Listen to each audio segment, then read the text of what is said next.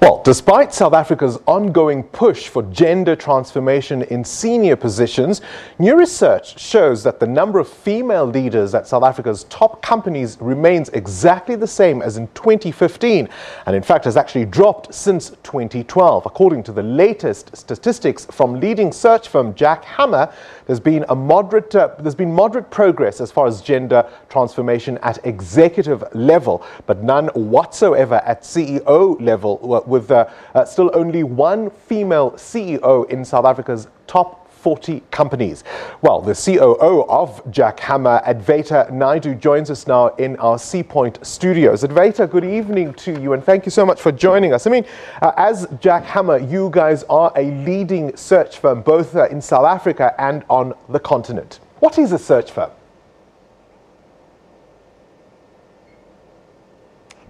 We are a retained executive search firm, which means that we work on very senior level positions for corporate clients in South Africa and, as you said, in Africa. Now, this year you focused particularly in terms of your report on the management makeup of South Africa's top 40 listed companies, and also you did a sweep of the so-called broad 40. What have you found? So this is a statistics that we've been collecting since 2012, and we did a checkpoint in 2015 and again now in 2018. And what we found over the 6 years is that there has not been an increase in the number of female CEOs in the JSE top 40 companies. There's still just one.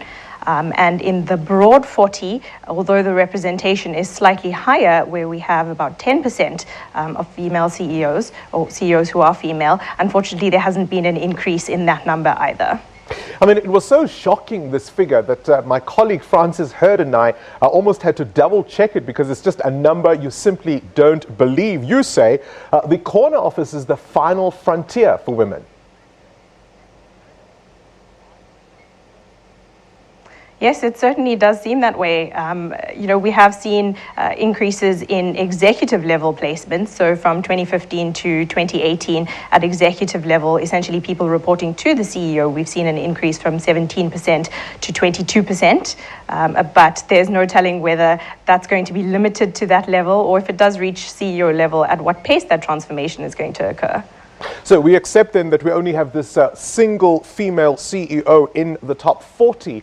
What's more depressing is to note that in 2012 we had two, but we're back to where we were in 2015, the same number and the same person. I mean, is there even a desire then by companies to appoint female and particularly black female leaders? Well, yes, I mean, at Jack Hammer, we do hear that companies are committed to transformation. And as I said, we've seen an increase in executive level. And in our own placement data, we saw an increase in female placements of about 8% from 2016 to 2017. But at CEO level, yes, there has not been that change. And we know there have been changes in CEOs over the past few years in South Africa. It's just unfortunate that none of the placements have been women. So when we talk then about the broad 40, I mean, the picture, you could argue, appears somewhat more positive, but really actually not much more. Only 4 female CEOs, and that represents 10% of the total pool, and it's the same number as 2012. I mean, gosh. Exactly. I think the fact that there has been no increase is more telling than the fact that the figure is higher in the broad 40. So is there any glimmer of hope then in the next tier of leadership coming through, particularly at executive level? Yes, I think the fact that there has been an increase means that companies are changing. The only time will tell really whether that is going to translate to CEO level. There have been companies that we've worked with that are putting in place measures to ensure that the next CEO could potentially be a female, and that's the level at which it starts, really. We need to make sure that there are more women who are afforded those opportunities to work in core business functions. Those are functions like finance and operations and strategy. I think there is the assumption that women tend to end up in the functions like HR or marketing and legal, and by their very nature, it's unfortunate that they just don't lead to the CEO position.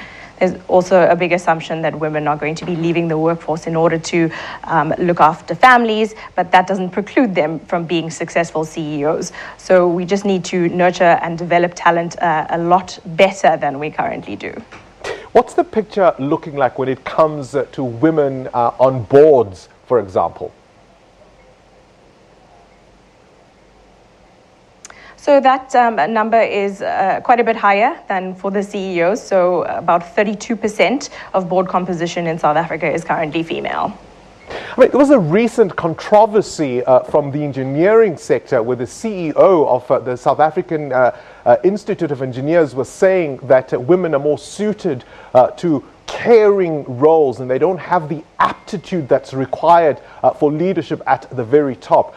That kind of perception, that kind of thinking is quite dominant still, is it not?